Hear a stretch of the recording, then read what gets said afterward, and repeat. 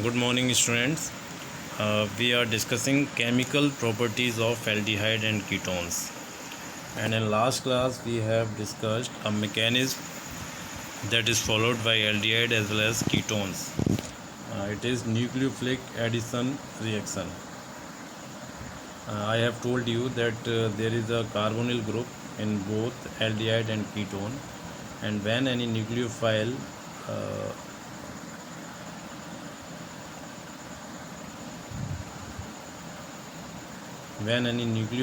attack, then what happen?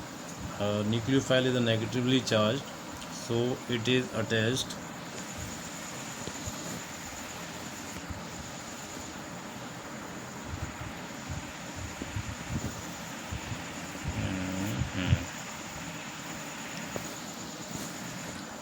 nucleophile is negatively charged, so it is attached to a positively charged carbon, and when there is a one intermediate, it is formed, and in last, because oxygen is negatively charged, so one hydrogen attached to this, and this is our final product. In this class we will see that how different products are formed with the nucleophilic addition reaction.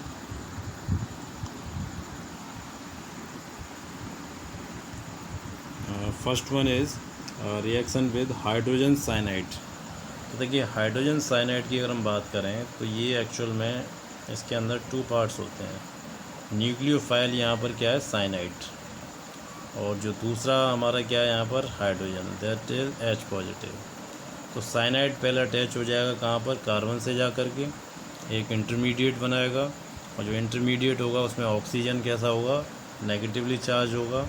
वहाँ पर ये जो hydrogen है ना, ये hydrogen उस oxygen से जा कर के अटैच हो जाएगा. इस तरीके से हमारा एक इंटरमीडिएट बनता है. अब देखिए, ये जो एल्डिहाइड कीटोन हम पढ़ रहे हैं, इसमें कुछ स्पेसिफिक टाइप के हमारे कंपाउंड बनते हैं, है ना. उनके जो नेम है वो आपको लर्न रखने हैं, क्योंकि ये बोर्ड एग्ज़ाम है और इन जो स्पेसिफिक टाइप के जो कंपाउंड बनेंगे उन पर फ्रिक्वेंटली क्वेश्चंस आते हैं. तो देखिए, यहाँ पर जो कंपाउंड बना है वहाँ पर कार्बन के साथ दो फंक्शनल ग्रुप अटैच्ड हैं, एक OH ग्रुप अटैच्ड है और एक साइनाइड ग्रुप अटैच्ड है. जब भी ऐसा होता है कि एक ही कार्बन पर दो फंक्शनल ग्रुप हाइड्रोक्सी और साइनाइड एक साथ प्रेजेंट हों, तो उसको हम क्या बोलते हैं, साइनोहाइड्रिन. क्या बोलेंगे उसको, साइनोहाइड्रिन. ठीक है. इसमें देखिए, जो हमारा अटैचमेंट हुआ है न्यूक्लियोफाइल का, वो कैसे हुआ है, न्यूक्लियोफिलिक एडिशन मैकेनिज्म से. ठीक है, ये हमारी फर्स्ट रिएक्शन हो गई इसके.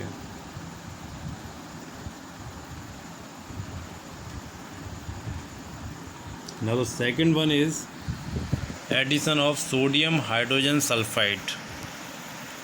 जब हम इस रिएक्शन को कराते हैं तो इसमें देखिए, जो NaHSO3 है ना, इसके टू पार्ट्स हैं. इसको समझना है, इसमें थोड़ी सी ट्रिक है इस रिएक्शन में, और इसका इम्पोर्टेंस भी है, वो भी हम बताएंगे.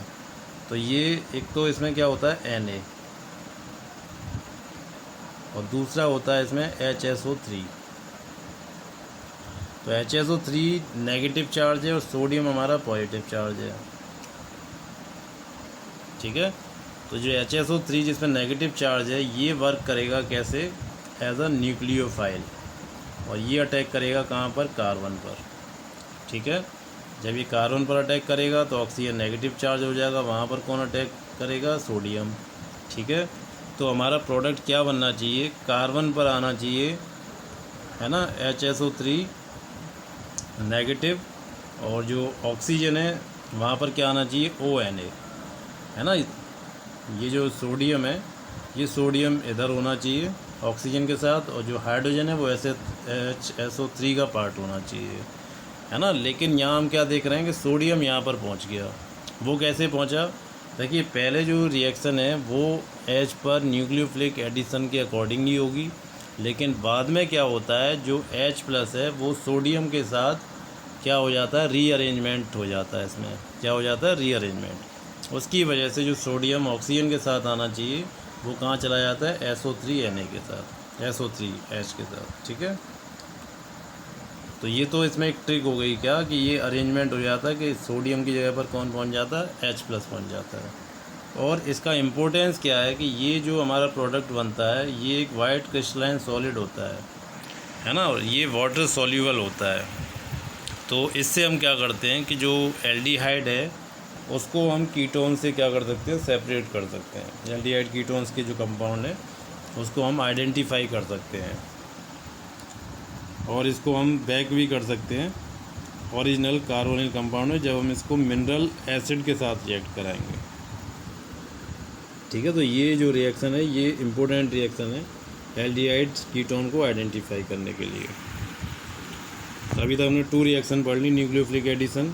फर्स्ट रिएक्शन हमने स्टडी की HCN के साथ, जिसमें क्या बनता है हमारा साइनोआइटाइन बनता है। सेकंड जो है उसमें वाइट क्रिस्टलाइन सॉलिड बनेगा, जो रिएक्शन हमने सोडियम बाइसल्फाइड से कराई।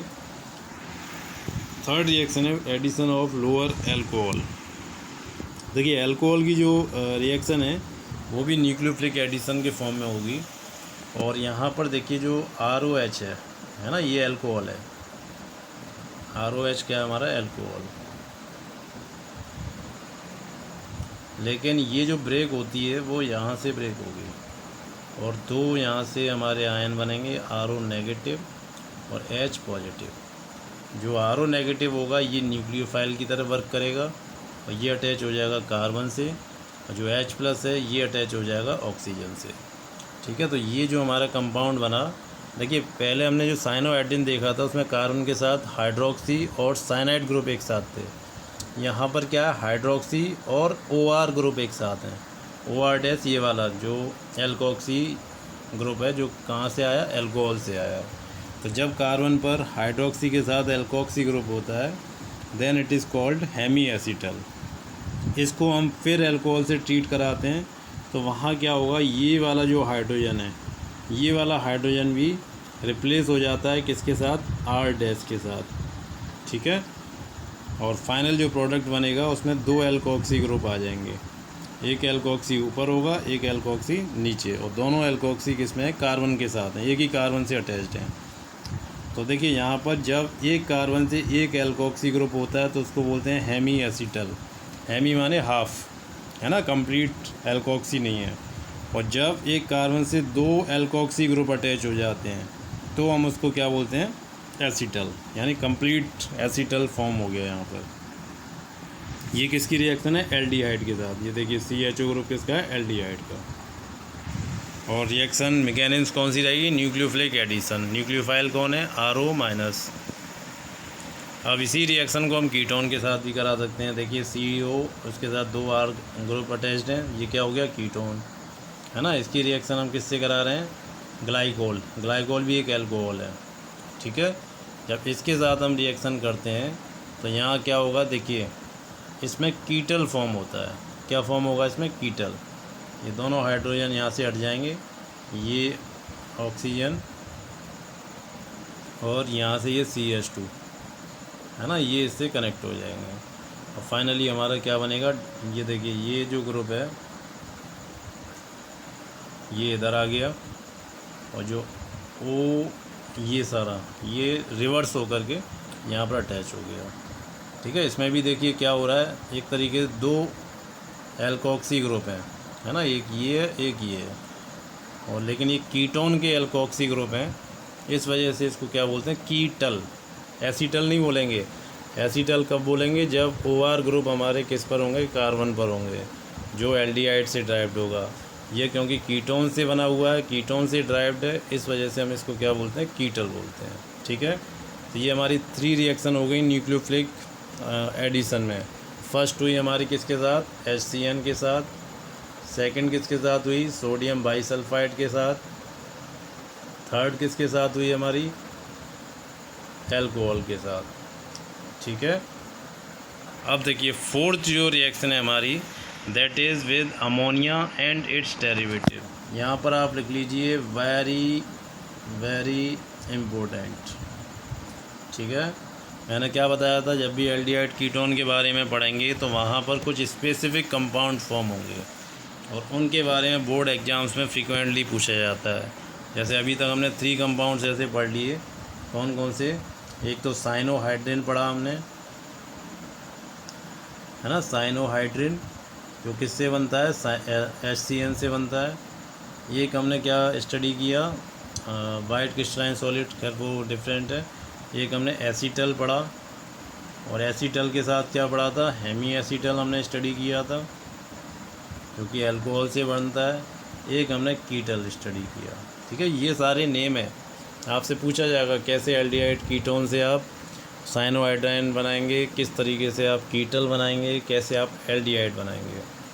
अब देखिए अमोनिया के साथ जब फॉर्मेल्डिहाइड की रिएक्शन कराते हैं तो बड़ी स्पेसिफिक रिएक्शन है, ये यूरोट्रोपिन बनाता है ना। इसमें जो नाइट्रोजन है वो 6CH2 ग्रुप से क्या रहते हैं, जुड़े हुए रहते हैं, है ना। नाइट्रोजन एक तरीके से एक नेटवर्क बना लेता है। वो जो नेटवर्क होता है उस नेटवर्क को हम क्या बोलते हैं, यूरोट्रोपिन, और इसका नेम है हेक्सा मिथाइलिन। हेक्सा क्यों, क्योंकि 6 इसके अंदर मिथाइलिन ग्रुप है। और tetra amine, tetra means 4 nitrogen है। और अमीन क्यों बोलते हैं इसे, क्योंकि ये एक तरीके से जो हमारा RnH2 ग्रुप होता है उसी से ये क्या है, ड्राइव्ड है। ठीक है, और जो यूरोट्रोपिन होता है हमारा, that is very very important, है ना। ये इम्पोर्टेंट क्यों है, क्योंकि जब हम इसका नाइट्रेशन कराते हैं, है ना, नाइट्रिक एसिड से इसको ट्रीट कराएंगे तो इससे बनता है RDX। और RDX आपने सुना होगा, जो टेररिस्ट अटैक होते हैं, है ना, या जो हमारे माउंटेन्स होते हैं, है ना, वहाँ पर इसको फ्रीक्वेंटली यूज किया जाता है ना। जब माउंटेन्स में हम यूज करते हैं तो उससे जब RDX लगा करके ब्लास्ट किया जाता है तो वहाँ पर रोड, है ना, या ब्रिज, इस तरीके के जो कंस्ट्रक्शन वर्क हैं उसके लिए हम इसका एक्सप्लोजन के फॉर्म में यूज करते हैं। ऐसी एसीटल्डिहाइड से जब हम NH3 का रिएक्शन कराएंगे तो यहाँ पर देखिए जो न्यूक्लियोफाइल क्या होगा हमारा, NH2, है ना, और साथ में H+। जो NH2 ग्रुप है वो अटैच हो जाएगा कहाँ पर, इस कार्बन पर, और जो H+ है वो हमारा कहाँ अटैच होगा, इस ऑक्सीजन से। तो ये एक एडक्ट बन जाएगा। उसके बाद क्या होगा, इससे वाटर रिमूव हो जाएगा हीट करने पर, है ना। वाटर कैसे रिमूव होगा, ये हाइड्रोजन सॉरी ये ऑक्सीजन और ये H2, तो यहाँ से वाटर आउट हो गया। क्या बचा यहाँ पर, कार्बन और NH। नाइट्रोजन की वैलेंसी कितनी होती है, 3 होती है, तो एक वैलेंसी हाइड्रोजन से सेटिस्फाई हो जाएगी और एक यहाँ पर डबल बॉन्ड फॉर्म हो जाएगा। ठीक है, ये हमारा क्या हो गया, एसीटल्डिमाइन, एसीटल्डिमाइन। अच्छा, इसी की रिएक्शन जब हम RnH2 से कराते हैं, RCHO की, ठीक है, जो हमारा एल्डिहाइड है उसकी रिएक्शन हम किससे करा रहे हैं, अमीन से करा रहे हैं। तो जैसे ही हम अमीन से कराएंगे तो यहाँ पर देखिए वाटर तो आउट होगा, है ना, और फाइनली जो हमारा कंपाउंड बनेगा उस कंपाउंड में डबल बॉन्ड, देखिए जैसे यहाँ पर ऊपर डबल बॉन्ड वाला कंपाउंड बना हुआ है, ये उसी तरीके से ये भी डबल बॉन्ड वाला कंपाउंड बना, बिल्कुल इसी मैकेनिज्म को फॉलो होगा यहाँ पर। और इसको हम बोलते हैं सिप बेस। और सिप बेस का एक यूज होता है एनालिटिकल केमिस्ट्री में, है ना। जो हम टेस्टिंग करते हैं, आपके प्रैक्टिकल्स होते हैं, तो उसमें जो फंक्शनल ग्रुप को आइडेंटिफाई करते हैं, फंक्शनल ग्रुप को आइडेंटिफाई करने के लिए इसका यूज किया जाता है ना, क्योंकि ये एक स्पेसिफिक कलर देता है। जब हम देखिए एल्डिहाइड है उसमें RnH2 अमीन को मिक्स करेंगे तो यहाँ पर जो ये कंपाउंड बनेगा ये कलरफुल कंपाउंड होता है। उसकी वजह से हम क्या करते हैं कि अमीन को आइडेंटिफाई कर सकते हैं। ठीक है, अब देखिए ये जो रिएक्शन है मैंने बताया था वेरी वेरी इंपॉर्टेंट, तो वो अमोनिया की एक रिएक्शन हमने ये स्टडी की, और बाकी जितनी भी रिएक्शंस होंगी अमोनिया डेरिवेटिव्स की, है ना। तो डेरिवेटिव्स का मतलब क्या होता है कि हमने क्या किया कि जो अमोनिया क्या होती है NH3, ठीक है, हम क्या करें यहाँ पर जो NH3 है इसमें से एक हाइड्रोजन हटा दें, यहाँ से एक हाइड्रोजन हटा दें। नाइट्रोजन के साथ 3 हाइड्रोजन है, तो हम कितने हाइड्रोजन रखें यहाँ पर, 2 हाइड्रोजन रखें। और इसमें से हम क्या करें, एक हाइड्रोजन हटा दें, उसकी जगह पर कोई एक दूसरा ग्रुप लगा दें, तो वो क्या हो गए, अमोनिया डेरिवेटिव्स हो गए। ठीक है, तो जितने भी अमोनिया डेरिवेटिव्स होते हैं उनके साथ जो कंपाउंड बनते हैं, those are very very very important, क्योंकि सारे कंपाउंड्स के स्पेसिफिक नेम होते हैं और वो नेम्स आपसे पूछे जाते हैं। ठीक है, देखिए क्या क्या कंपाउंड बनेंगे।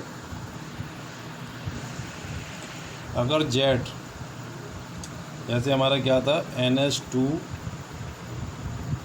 और उसकी जगह पर जो जेड है, क्या है जेड हमने क्या ले लिया, R ले लिया, तो RNH2 क्या होता है, अमीन होता है। जैसे ROH एल्कोहल होता है, ऐसे RNH2 क्या होता है, अमीन होता है। इसकी रिएक्शन अगर हम एल्डिहाइड से कराते हैं, है ना, तो क्या होगा, ये H2 और एल्डिहाइड का ऑक्सीजन, है ना, जैसे ये है RCHO, है ना, तो ये जो हमारा है इसका ऑक्सीजन और इसका हाइड्रोजन आउट हो जाएगा। फाइनली क्या बचेगा, ये देखिए, ये जो कार्बन है इस कार्बन के साथ ये नाइट्रोजन अटैच हो जाएगा और ये वाला R इस नाइट्रोजन के साथ रहेगा। तो यहाँ क्या बन गया हमारा CNR। एक बार दोबारा समझ लीजिए, जो अमोनिया है, अमोनिया हमारी क्या होती है NH3, है ना, हमने उसमें से क्या किया, एक हाइड्रोजन हटाया, उसकी जगह पर जेड लगाया और जेड हमने क्या लिया, R लेते हैं, क्या लेते हैं, R लेते हैं, है ना, और इसकी रिएक्शन हम किससे करा दें, किसी एल्डिहाइड से कराते हैं, एल्डिहाइड जैसे RCHO, है ना, इससे हम रिएक्शन कराते हैं। जब इससे रिएक्शन कराएंगे तो क्या होगा, यहाँ से हाइड्रोजन और ये ऑक्सीजन ये आउट हो जाएगा, बाहर क्या आउट होगा, वाटर आउट हो जाएगा। और देखिए कंपाउंड क्या बनेगा, RCH, और उसके बाद ये जो नाइट्रोजन है वो क्या करेगा, डबल बॉन्ड बना लेगा। देखिए ये वाला, है ना, इधर हमारा R रहेगा, इधर हाइड्रोजन रहेगा और ये कार्बन नाइट्रोजन के साथ बॉन्डेड हो जाएगा।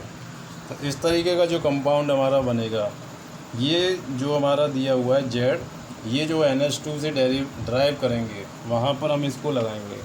और ये वाला जो पार्ट है वो ये बता रहा है कि उसके बाद जो फाइनल कंपाउंड बनेगा वाटर को रिमूव करने के बाद, है ना, तो वो ये कंपाउंड दिया हुआ है, इसको हम बोलते हैं सिप बेस। बिल्कुल ये रिएक्शन देखिए इसी तरीके से है, ये वाली, यहाँ पर हमने RNH2 ले लिया और इधर RCHO ले लिया, ठीक है, ये जो रिएक्शन है बिल्कुल ये रिएक्शन है फर्स्ट वाली। और यहाँ पर हमने क्या किया, जो RNH2 की रिएक्शन, हम ये N2 गलत दिया हुआ है, यहाँ H2 होगा, नाइट्रोजन 1 होगा, ठीक है, RNH2 होगा, तो यहाँ से H2O ये बाहर हो जाएगा और फाइनल हमारा ये प्रोडक्ट बन जाएगा, ठीक है। इसी को यहाँ पर शो किया गया है, हमने RNH2 लिया तो ये बन गया।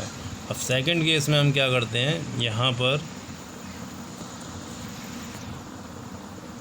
जो NH2 है उसके साथ जेड की जगह पर क्या ले लेते हैं, OH ले लेते हैं, जेड की जगह क्या लेंगे, OH।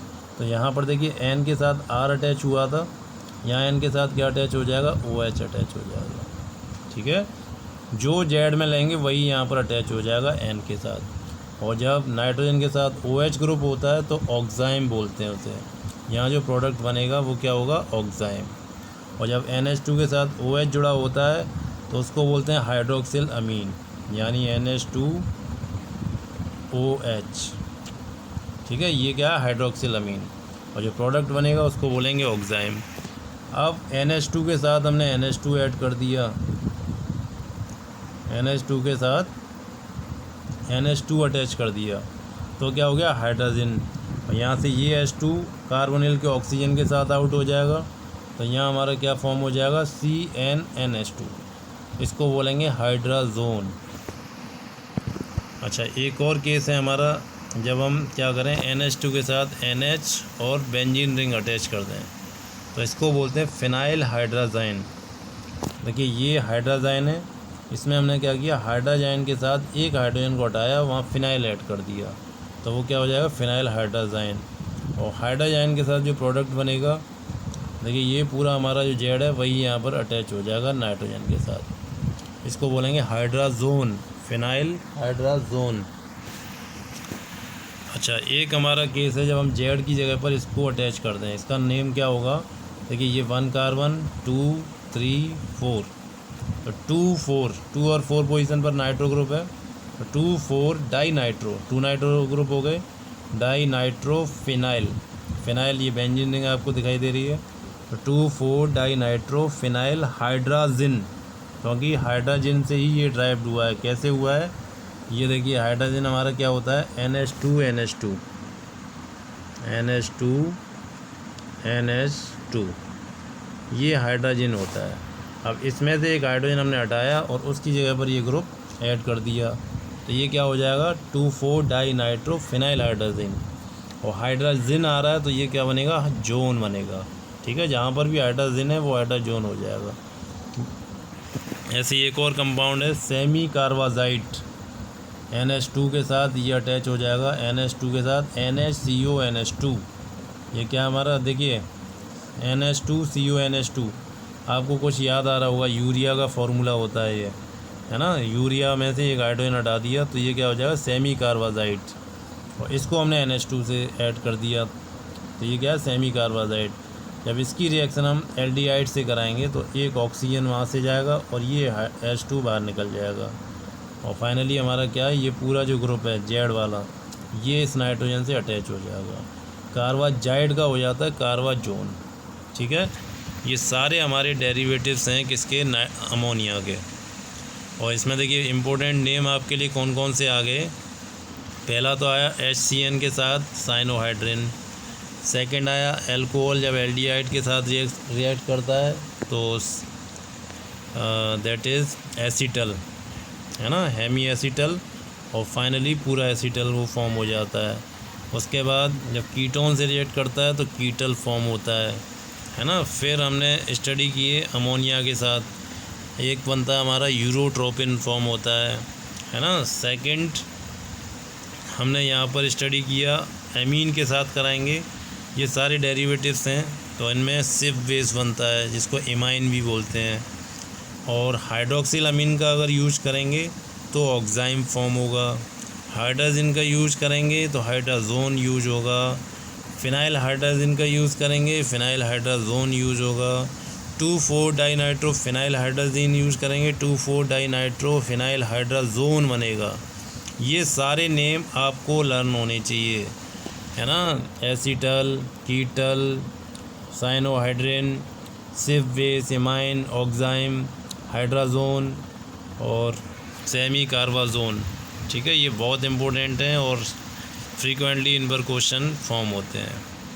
ठीक है, इनको आप प्रैक्टिस करिए 2 टाइम तो ये आपको लर्न हो जाएंगे, इनकी मैकेनिज्म आप समझ लीजिए।